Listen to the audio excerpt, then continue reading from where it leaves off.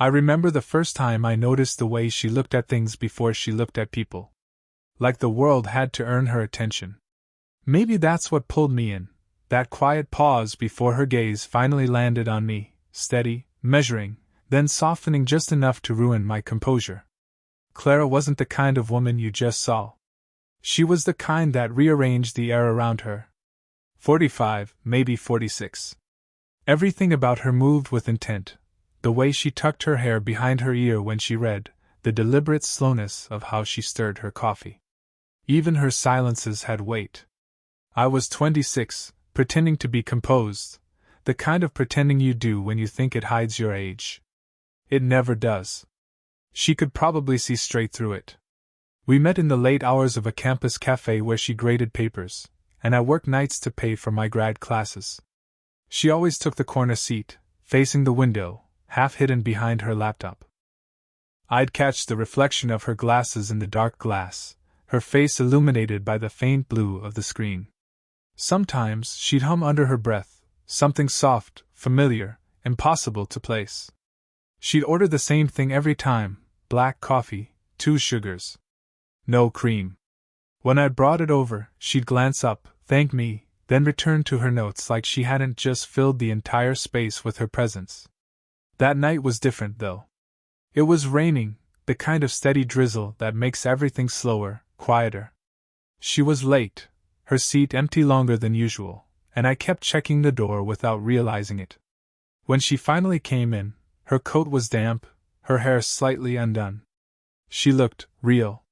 Human, not the composed professor everyone whispered about. She noticed my stare. Didn't call it out. Just smiled faintly, like she was letting me keep the moment. When I set her cup down, she spoke first. You always remember the 2 sugars. Her voice was low, almost amused. I shrugged, trying to sound casual. You always forget to stir it. That made her laugh, a short, surprised sound, and then the kind of silence that asks for more. I didn't move away right away. Neither did she. Her hand rested on the table, fingers tracing the rim of the mug. Mine hovered nearby, too long to be polite, too short to be obvious. Her nails were unpainted. There was a tiny ink smudge near her thumb. For some reason, that felt more intimate than anything else in the room. You shouldn't stand here, she said finally, eyes still on her cup. Probably not. And yet? I exhaled. And yet. Something in her expression changed, not a smile, not quite permission either. More like an acknowledgement that this was happening, even if it shouldn't. Outside, the rain hit harder. The window fogged between us and the rest of the world. She lifted her eyes to me again, slower this time. The kind of look that settles in your chest and stays there, long after it should have faded. Then the bell over the door chimed. A man's voice, older, familiar, called her name. She blinked once, her hand withdrawing, her posture snapping back into something practiced and composed. When she stood, her chair scraped lightly against the floor. She didn't look at me again, not fully, just a quick glance, like she was tucking something away before it could spill. See you around, Eli, she said too evenly. And just like that, the space between us grew again, only this time, I knew exactly how it felt when she closed it. It started happening more often after that night, those small collisions that shouldn't have meant anything but somehow did. A brush of her sleeve against mine when she reached across the counter. The way her eyes would find me before she even ordered. I tried not to read into it. I failed every time. Clara wasn't married. I'd learned that by accident, when she mentioned once, half distracted. It's just me at home these days. She said it like a fact, not a confession. I didn't ask what these days meant, though I wanted to. There was a certain quiet that hung around her, not loneliness, exactly, but the kind that comes from getting used to your own company. I saw it in how she lingered after closing hours, scrolling through emails she didn't need to send. How she waited until the last possible minute before putting her laptop away. I understood that kind of quiet. My last relationship ended a year before, messy and drawn out. Too many words, none of them honest. Since then, I'd thrown myself into work and study, as if staying busy could keep me from noticing the ache that sometimes crept in when nights stretched too long. Maybe that's why I recognized something in her, the effort it takes to keep your distance from what you actually want. One evening, she came in just as I was stacking chairs. I told her we were closed in 5 minutes, but she smiled unbothered. "I'll drink fast," she said. "You never do." Maybe I'm improving. I made her coffee anyway. She sat at the counter this time instead of her usual corner, elbows on the polished wood, close enough for me to smell her perfume, something faint, with sandalwood and rain. "You ever wish you could just stop thinking for a bit?" she asked suddenly. Her voice was low, tired. "All the time," I said. "What do you do?" "I talk to you, apparently." That earned the smallest curve of her lips. Her hand was resting near the sugar packets, fingers drumming lightly. I don't know why I reached out, maybe to still the movement, maybe to see if she'd let me. My fingers brushed the back of her hand, just enough to feel the warmth of her skin. She didn't pull away. But she didn't move closer either. Just looked down at our hands for a long moment before she said softly, "Eli, you shouldn't, I know." "Then don't make it harder." Her voice cracked on the last word, barely noticeable, but I caught it.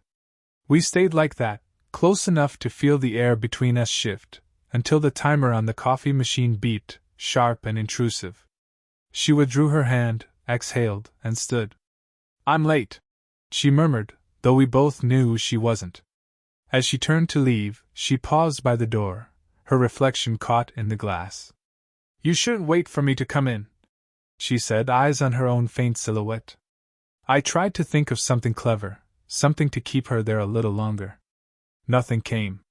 When the door closed behind her, I could still feel the warmth of her hand on mine, faint, but impossible to forget. By the time midterm week came around, I'd stopped pretending I wasn't waiting for her.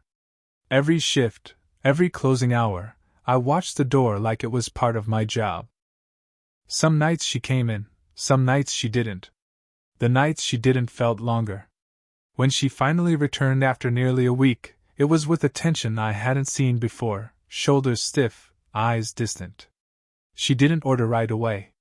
Just sat down, unfolded a stack of essays, then stopped halfway through grading the first page. "You okay?" I asked, keeping my voice low. She blinked slow, like the question pulled her back from somewhere far away. "Rough day," she said. "One of my students decided to tell me I'm too intimidating to approach." I smiled, unable to help it. "They're not wrong. Neither are you," she said, looking up, and that look hit harder than I expected. For a moment, the air between us felt too full. A storm rolled outside, thunder low and constant. The cafe was empty except for us. I should have been cleaning up, counting the till, anything. But I leaned on the counter instead, closer than I meant to be. "You ever wonder what people would think?" I said. "If they saw us talking like this?" Her eyes flicked to mine, sharp, then softened. "They'd think it's inappropriate." "Is it?" She gave a small, humorless laugh. "You're 26. I'm 45. You tell me." Her tone wasn't mocking, it was cautious, defensive, like she was trying to remind herself of something solid. But the longer she looked at me, the less it seemed to matter to either of us. When I reached over to refill her cup, her hand brushed mine again. This time, it wasn't accidental. We didn't move. Her breath caught, barely audible, and for a second I thought she'd pull away. Instead, she exhaled slowly, the kind of breath that said she was losing the fight she'd promised herself to keep. Then the door swung open. A gust of wind, wet and loud, carried in another professor, a friend of hers, from what I'd seen. "Clara! You're still here?" She jerked back like she'd been burned. My hand dropped away. "I was just finishing up," she said quickly, too bright. "Eli was kind enough to keep the place open a little longer." Her friend smiled, oblivious. They chatted briefly, harmlessly. I stood behind the counter, nodding at the right moments, but every nerve in my body was on fire. When her friend finally left, Clara stayed standing by the door, watching the rain. I shouldn't keep coming here, she said quietly. Then why do you? She hesitated, eyes still fixed on the street lights flickering outside.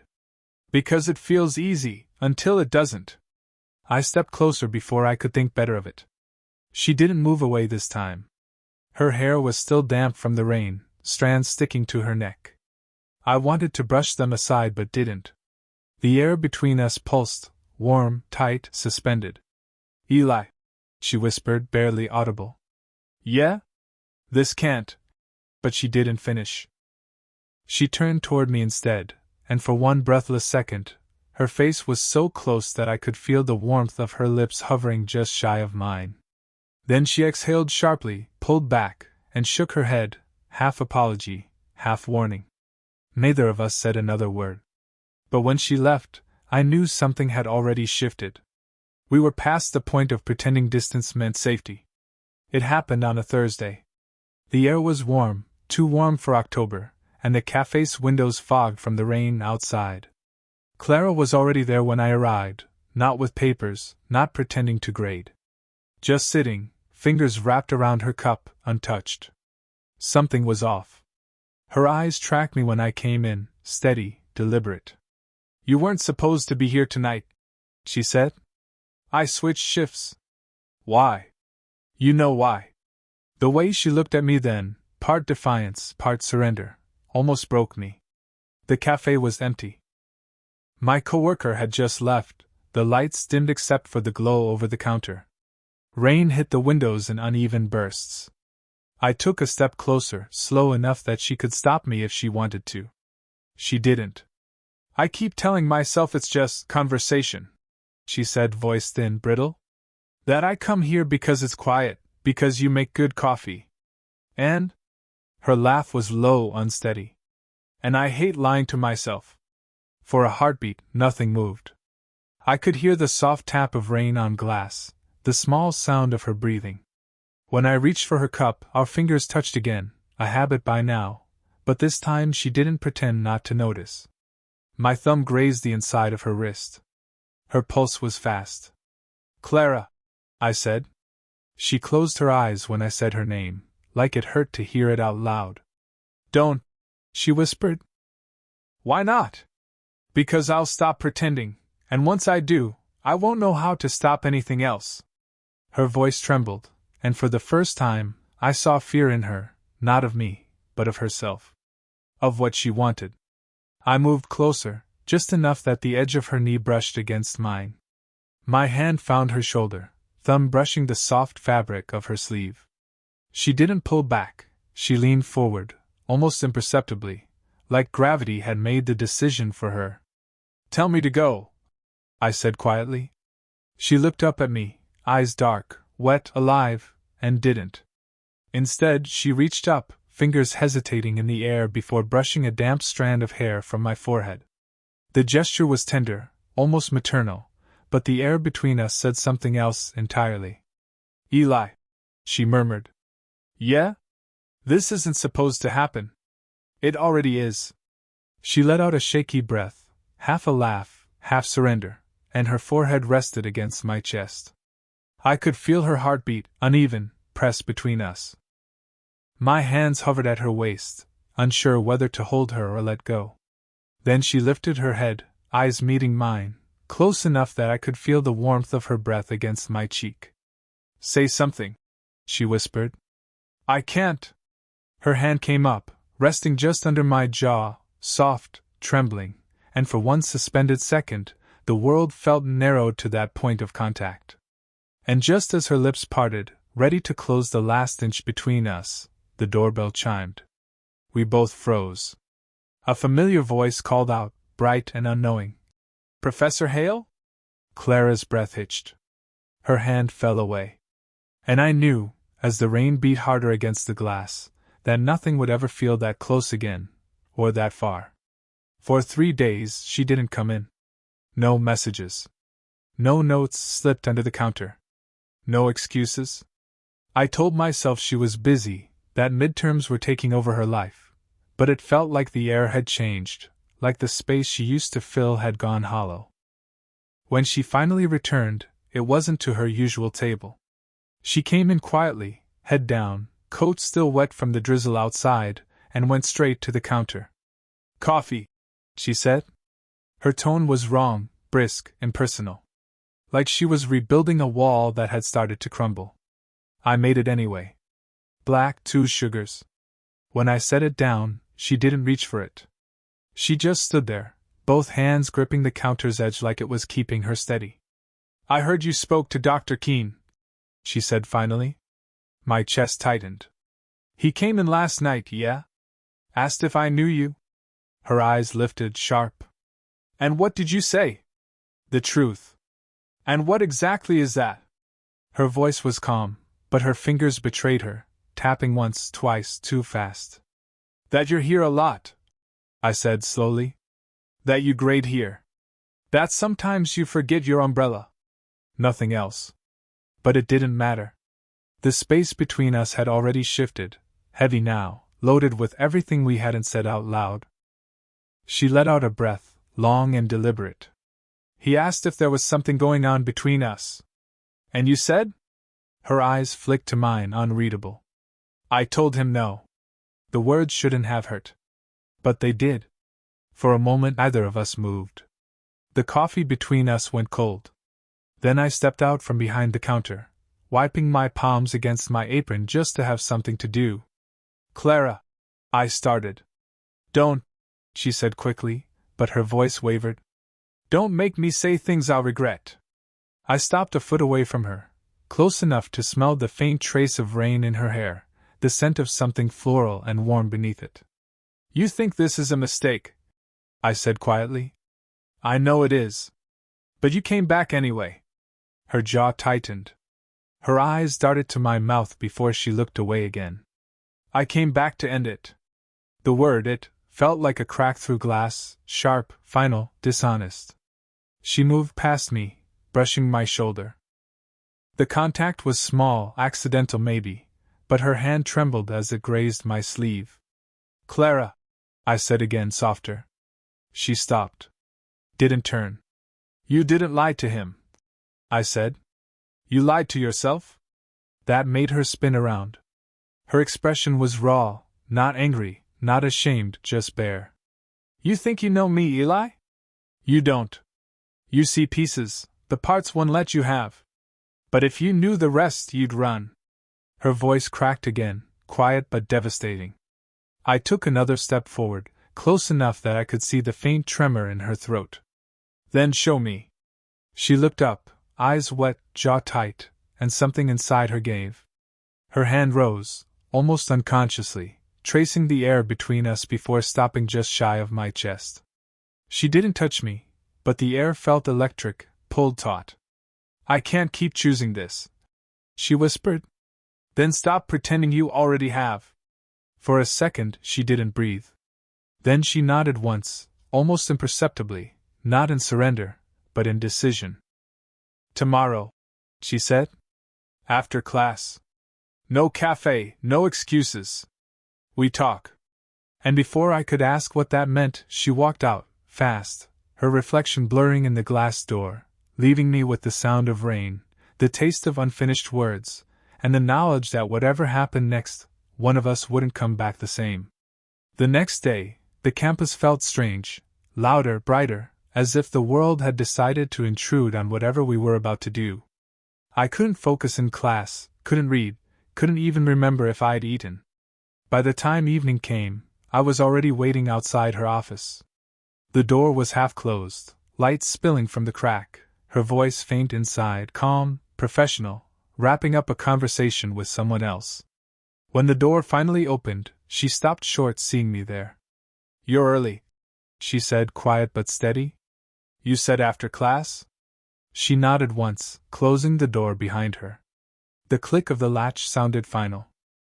Her office was small, too warm, the kind of space filled with paper, the scent of coffee, and something faintly floral that belonged only to her.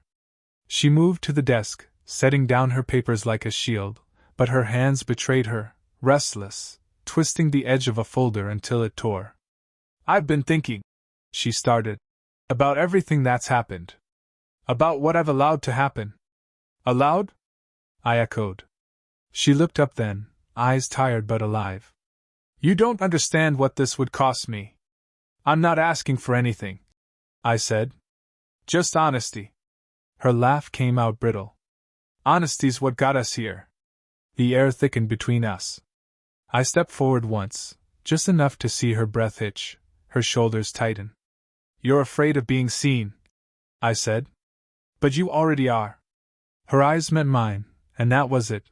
The moment broke open, all the restraint and distance dissolving into something raw and trembling.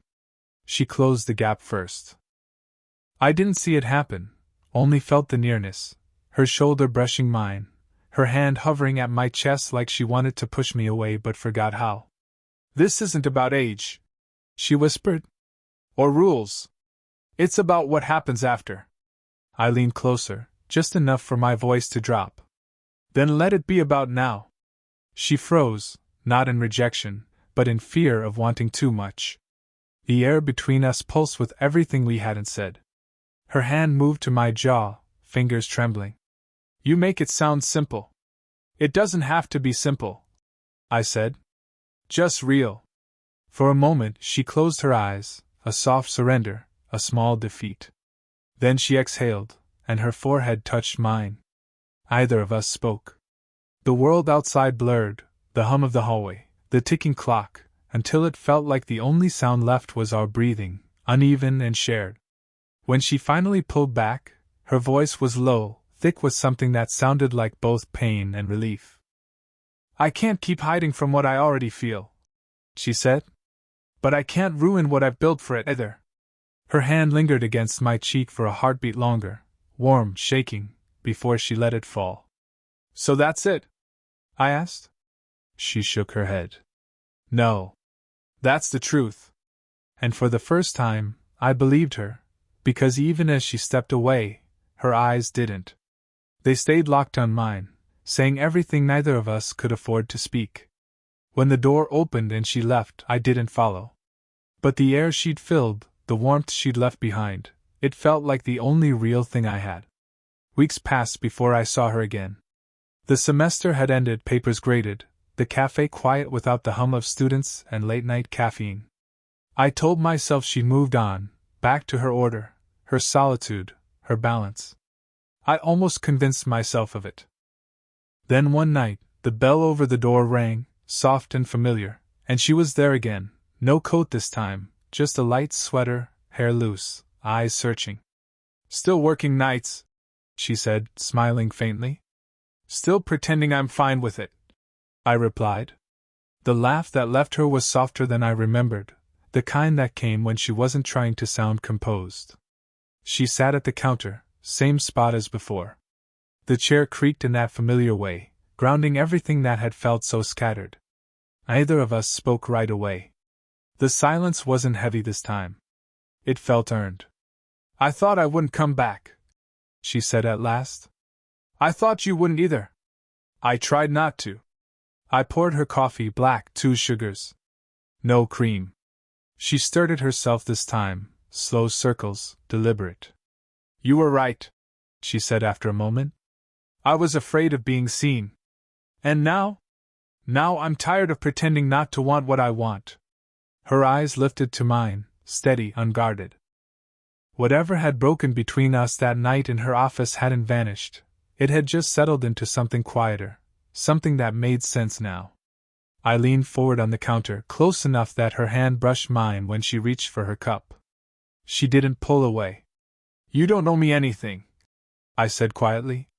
I know, she replied, fingers still against mine. That's why it matters. Outside, the rain started again, soft, familiar, like it had been waiting for this. She glanced toward the window, then back at me. Do you ever think about that night? All the time. What do you think would have happened if we didn't stop? I smiled. Probably the same thing that's happening now. That made her laugh, really laugh, and she shook her head, eyes shining. I spent so long worrying about how it would look, she said. The age, the rumors, the judgment. And now? Now I just want to stop missing something that's right in front of me. Her hand turned over, palm up, waiting. I took it. Her skin was warm, familiar. The space between our fingers fit like it had been rehearsed. No grand declarations, no rehearsed promises, just quiet understanding. The kind that doesn't need words to feel complete. When she stood to leave, she didn't let go. The cafe lights flickered slightly as the storm outside deepened, but neither of us moved. She stepped closer, her free hand resting on my shoulder, eyes tracing mine like she was memorizing something she didn't want to forget. Then, without hesitation, she leaned in, not a kiss, not yet, just a soft press of her forehead against mine. A still moment, full and certain. Maybe we stop trying to define it, she whispered. Maybe we just live it. And for the first time, there was no distance left to close. Did you enjoy the story? What kind of stories would you like to hear next?